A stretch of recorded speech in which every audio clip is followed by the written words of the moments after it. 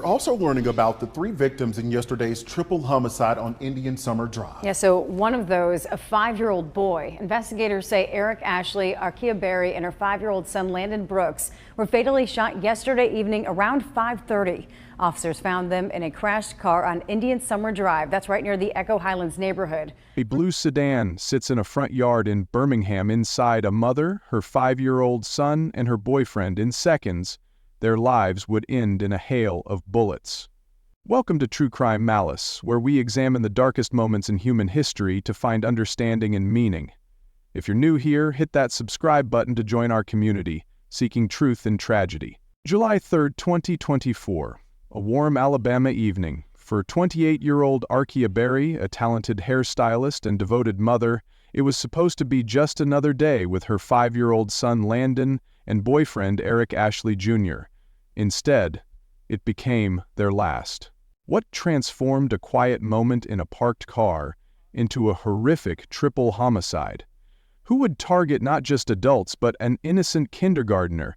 And why did it take authorities months to track down the person responsible? The answers reveal something profound about violence in America's communities: how quickly conflict escalates, how devastating the consequences, and how deeply the wounds cut through entire neighborhoods. This isn't just another crime story. It's about 3 lives cut tragically short. It's about a community shaken to its core, and it's about questions that haunt Birmingham to this day. Have you ever witnessed how quickly violence can erupt in your city? How one moment of anger can lead to irreversible tragedy? As we explore this heartbreaking case, I want you to consider what makes communities vulnerable to such violence, and what might prevent the next tragedy. The story of Arkia, Landon, and Eric forces us to confront uncomfortable truths about guns, conflict, and the fragility of human life. Their final moments in that blue sedan would reveal something shocking about the person who pulled the trigger and about the society that allowed it to happen. Arkia Jean Berry was born on September 9, 1995 in Center Point, Alabama. At 28, she had built a life centered around 2 things: her passion for hairstyling and her devotion to her son.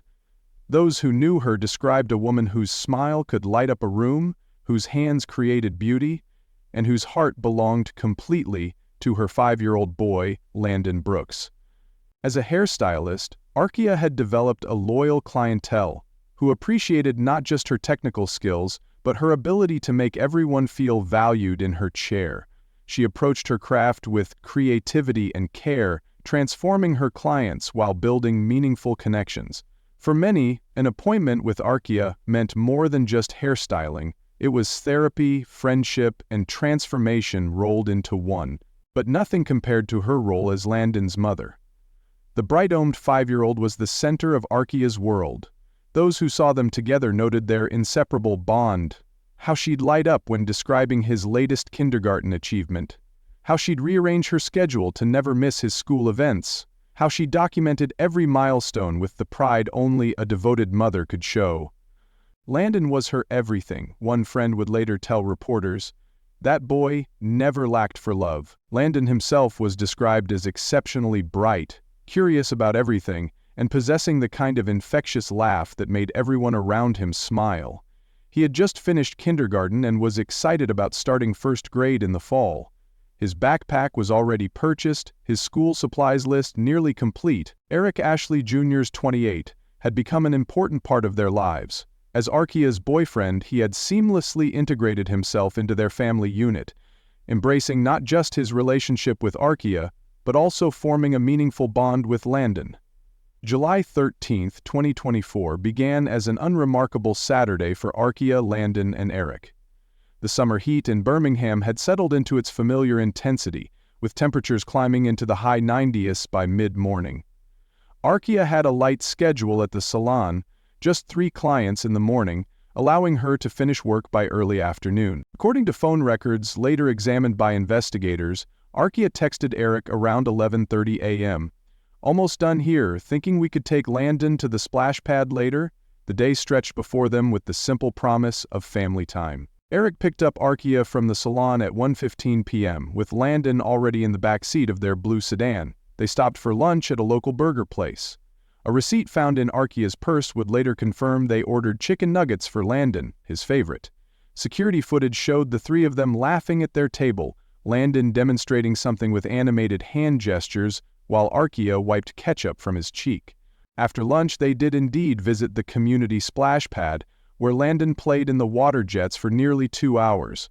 A photo on Arkia's phone, time-stamped 3:42 p.m., captured Landon mid-jump through a water spray, his face frozen in pure joy. It would be the last photo ever taken of him. What brought them to Indian Summer Drive that evening remains somewhat unclear. Phone records indicate Arkia received a call at 5:13 p.m. that lasted approximately 4 minutes.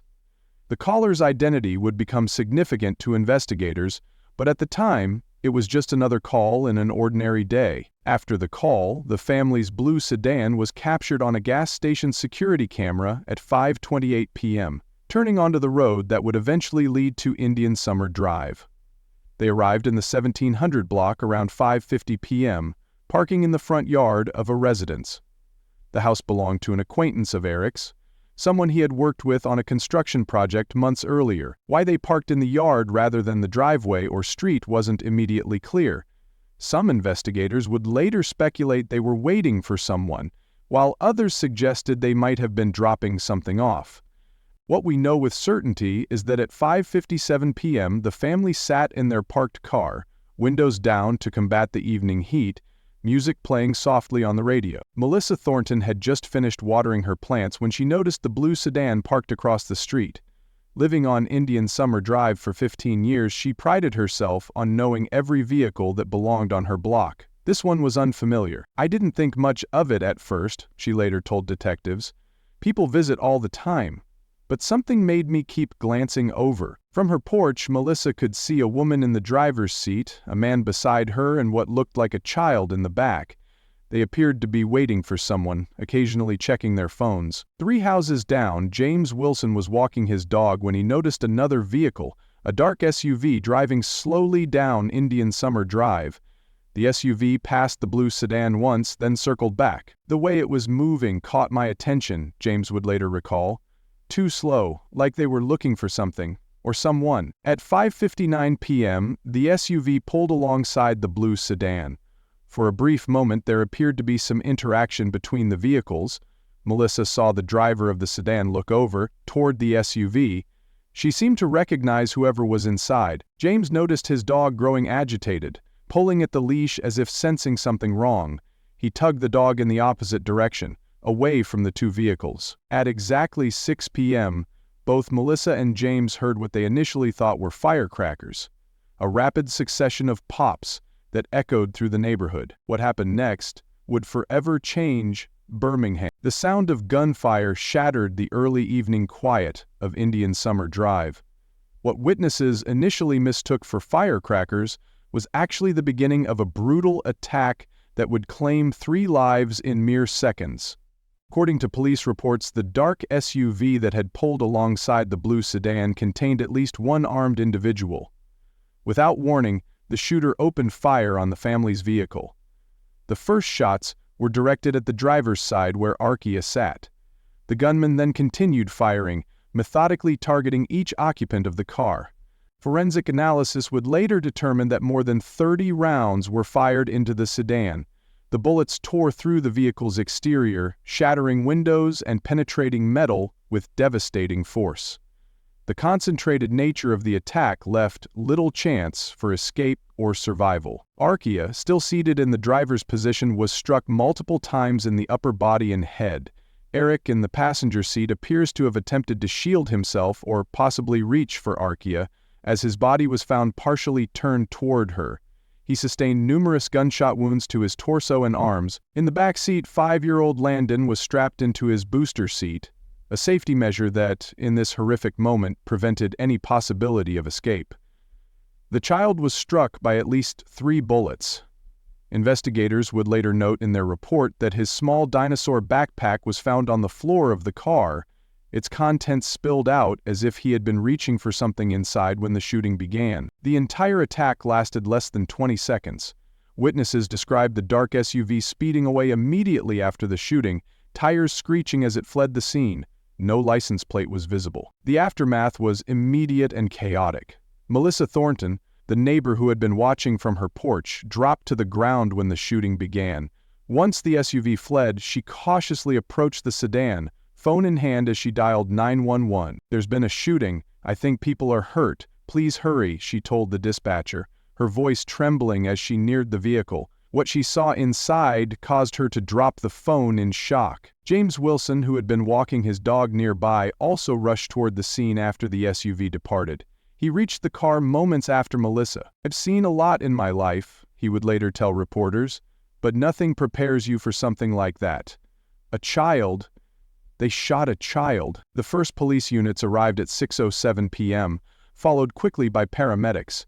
Despite their rapid response, it was immediately clear that nothing could be done for the victims. All three, Arkia, Eric, and little Landon, were pronounced dead at the scene. As word spread through the neighborhood, residents emerged from their homes in disbelief.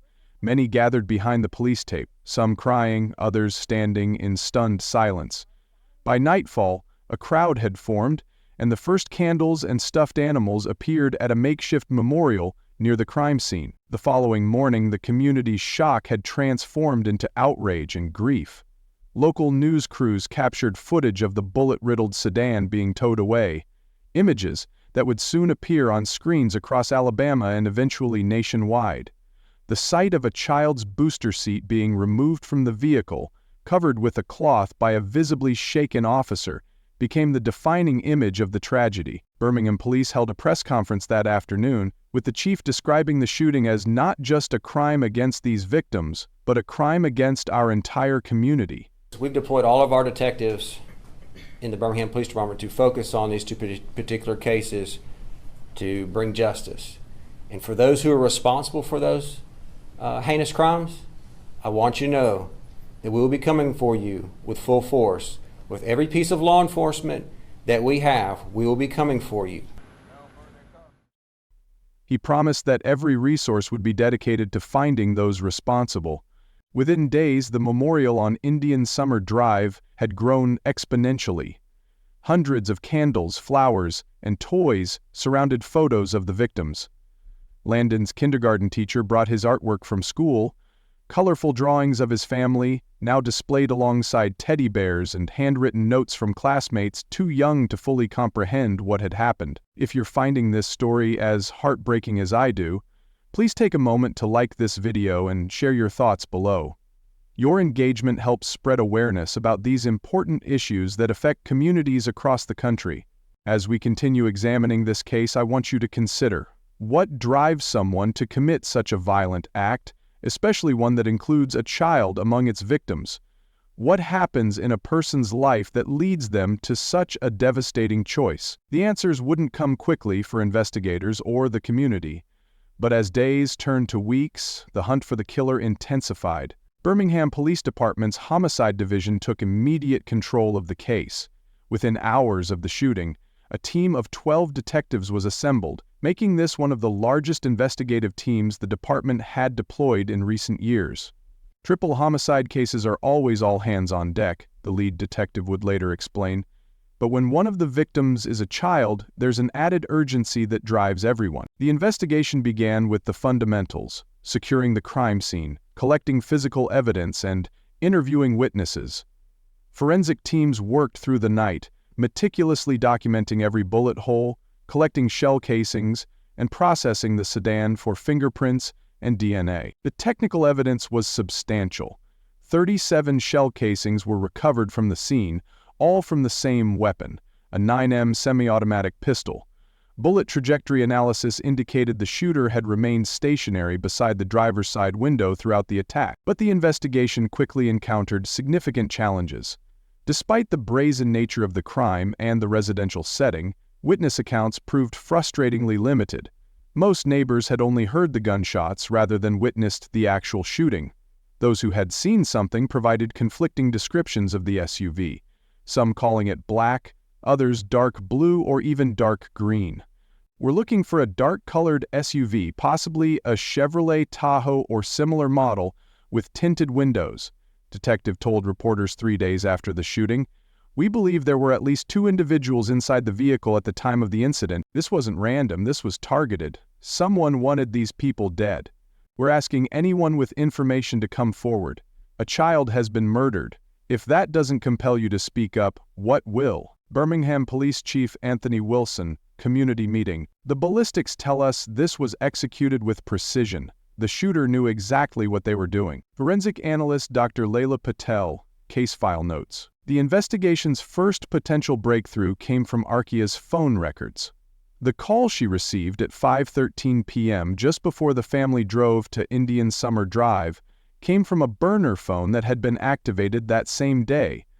The phone had been used only twice, once to call Arkia, and once to call a number associated with a known gang member in Birmingham's West Side. Surveillance footage from businesses along the route between the splash pad and Indian Summer Drive revealed a dark SUV following the family's sedan at a distance.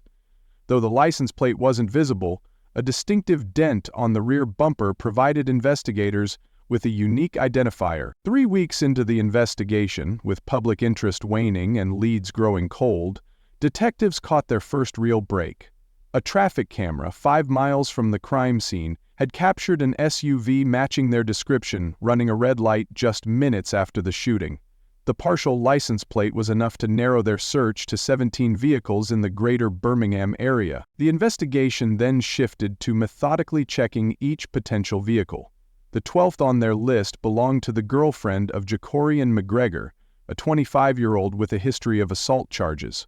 When detectives located the SUV parked behind an apartment complex, they found the distinctive dent on the bumper and what appeared to be recent repairs to the driver's side door. A search warrant for McGregor's apartment yielded no weapon, but forensic testing found gunshot residue in the SUV and on clothing hidden in a vent. Cell phone data placed McGregor's phone near Indian Summer Drive at the time of the shooting, and security footage from a convenience store showed him purchasing the burner phone used to call Arkia earlier that day. Despite mounting evidence, McGregor remained elusive. For months he managed to stay one step ahead of authorities, reportedly moving between different locations and using only cash transactions to avoid detection. The breakthrough finally came on February 27, 2025, nearly 8 months after the shooting, when a coordinated effort between Birmingham Police's Crime Reduction Team, the U.S. Marshals Service Fugitive Task Force, and Alabama Pardons and Parole Authorities located McGregor at a relative's home in Montgomery. He was arrested without incident and charged with capital murder for killing 2 or more persons. But the question remained, why? The apprehension of Jacorian McGregor came after an exhaustive 8-month manhunt that stretched across multiple counties in Alabama. The operation that finally captured him was the culmination of painstaking intelligence gathering and interagency cooperation. "We never stopped looking," said U.S. Marshal Deputy Director James Callahan. "Cases involving children are the ones that keep us up at night. There was never a question of if we would find him, only when." The breakthrough came when analysts identified a pattern in McGregor's movements. Though he had been careful to avoid digital footprints, his visits to a cousin in Montgomery followed a subtle rhythm that investigators were able to predict. Surveillance teams positioned themselves strategically, waiting for his next appearance. On February 27, 2025, at approximately 5:30 a.m., McGregor arrived at his cousin's residence in a borrowed vehicle. A team of 12 officers from 3 agencies surrounded the home. Rather than risk a confrontation, they waited until 7:15 a.m. when McGregor stepped outside, apparently heading to a nearby store. The arrest team moved swiftly, taking him into custody before he could react or retreat into the house. "He seemed almost resigned," noted one officer present at the arrest, "like he'd been expecting us all along." McGregor was transported directly to Birmingham, where he was formally charged with 3 counts of capital murder, 1 for each victim. Under Alabama law, the killing of 2 or more people constitutes capital murder, as does the murder of a child under 14 years of age. The charges carried the possibility of the death penalty. At his arraignment, McGregor appeared expressionless as the charges were read. He entered a plea of not guilty through his court-appointed attorney, who immediately filed motions challenging the evidence collection procedures and requesting a change of venue due to pre-trial publicity. The prosecution, led by District Attorney Vanessa Martinez, announced they would seek the death penalty, citing the heinous nature of the crime and the inclusion of a child victim. The decision received mixed reactions from the community, with some calling for the ultimate punishment, while others questioned whether execution would provide true justice or closure. What drives someone to commit such a horrific act? While McGregor's specific motives remained unclear, forensic psychologist Dr. Nathan Harlow offered insight into the psychological factors that might be at play in such cases. In targeted killings like this, we typically see one of three primary motivations, Dr. Harlow explained: revenge for a perceived wrong, elimination of witnesses to another crime, or a demonstration of power within a criminal organization. The methodical nature of the attack, the surveillance, the use of a burner phone, the precise shooting, suggested planning rather than impulse. This level of premeditation often indicates a deep-seated motivation rather than a momentary lapse in judgment. The inclusion of a child victim is particularly telling, Dr. Harlow continued. In most cases, perpetrators of violence will avoid harming children, even in otherwise brutal crimes. When a child is deliberately targeted, it often suggests either a complete disregard for social norms or, more commonly, a desire to inflict maximum emotional damage on the adult victims or their extended family. The relationship between McGregor and the victims remained the central mystery. Initial investigations revealed no obvious connections between McGregor and Eric Ashley Jr. Records showed no previous interactions with Arkia Berry either, though they had attended the same high school years apart. As the case moved toward trial, scheduled for September 2025, both the prosecution and defense began building their cases. The community, meanwhile, continued to grapple with the senseless loss of 3 lives, including a child, with his whole future ahead of him. The legal process would provide answers about what happened that July evening, but understanding why remained elusive. The murders of Arkia, Landon, and Eric weren't isolated incidents, but part of a disturbing pattern in Birmingham. The city had been grappling with escalating gun violence for years, with 2024 marking its deadliest year on record: 151 homicides, a staggering number for a city of just over 200,000 residents. Even more alarming was the fact that 10 of those homicide victims were children under 18 years old. Landon Brooks, at just 5 years old, was the youngest victim that year. Each number represents a person, a family torn apart, a community traumatized, said Birmingham Mayor Regina Harris at a town hall meeting following the triple homicide. But when that number includes children, we must ask ourselves what kind of society we've created. The statistics painted a grim picture. Gun violence had become the leading cause of death for children and teens in Alabama, surpassing car accidents and illness. The rate of gun deaths in Birmingham was nearly 4 times the national average, placing it among the most dangerous cities in America for gun violence. Perhaps most troubling was the disproportionate impact on Black communities. Black children in Birmingham faced a gun death rate 5 times higher than their white counterparts. Areas with higher poverty rates consistently saw more gun violence, creating a cycle of trauma that affected entire neighborhoods. The ripple effects extended far beyond the immediate victims. For every child killed, dozens more witnessed violence or lost someone close to them. Research from public health experts showed that children exposed to gun violence experienced higher rates of depression, anxiety, and post-traumatic stress. Their academic performance suffered, and they were more likely to engage in risky behaviors as they grew older. We're seeing children who have developed survival mechanisms just to cope with their daily environment, explained a local child psychologist working with Birmingham schools. They know which windows to avoid in their homes, which routes to take to school, when to hit the floor if they hear certain sounds. No child should have to live this way. Nationally, the trends weren't much better. While the country as a whole saw fluctuations in gun violence rates, cities like Birmingham consistently remained above average. What made Birmingham's situation particularly concerning was the acceleration of the problem: a 27% increase in gun homicides over just 3 years.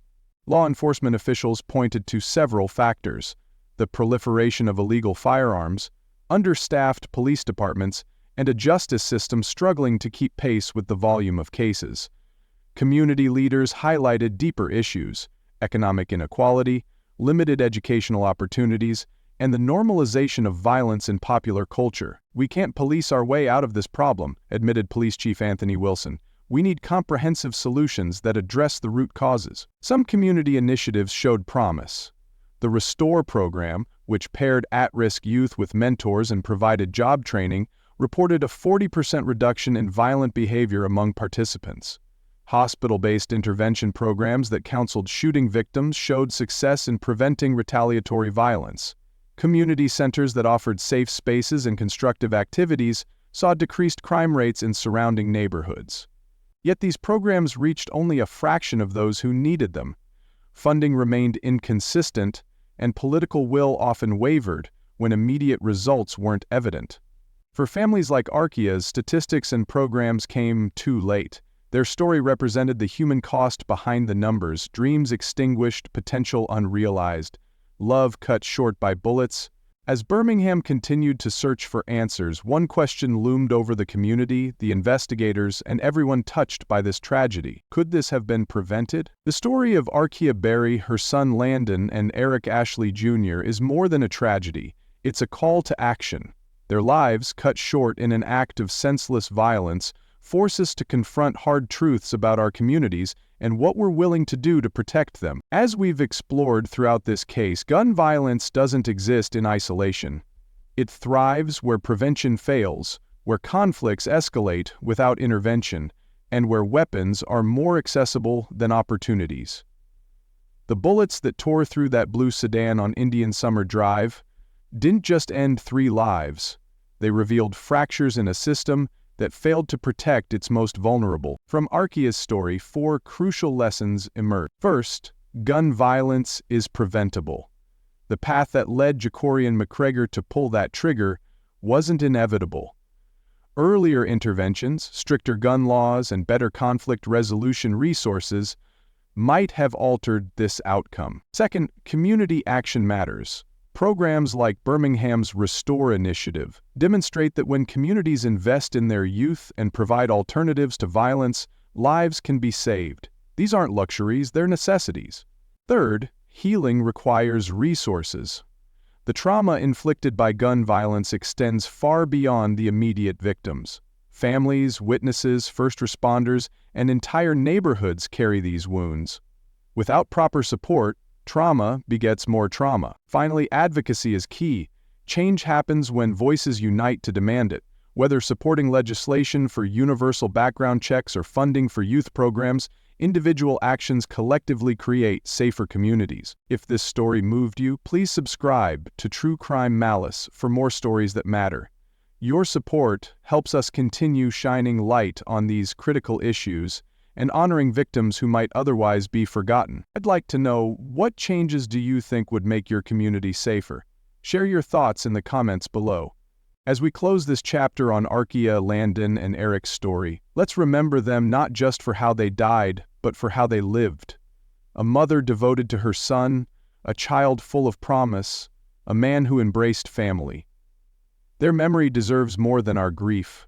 It deserves our commitment to ensuring fewer families face such devastating loss. In the end, the most fitting tribute to Arkia, Landon, and Eric isn't just remembrance, it's action.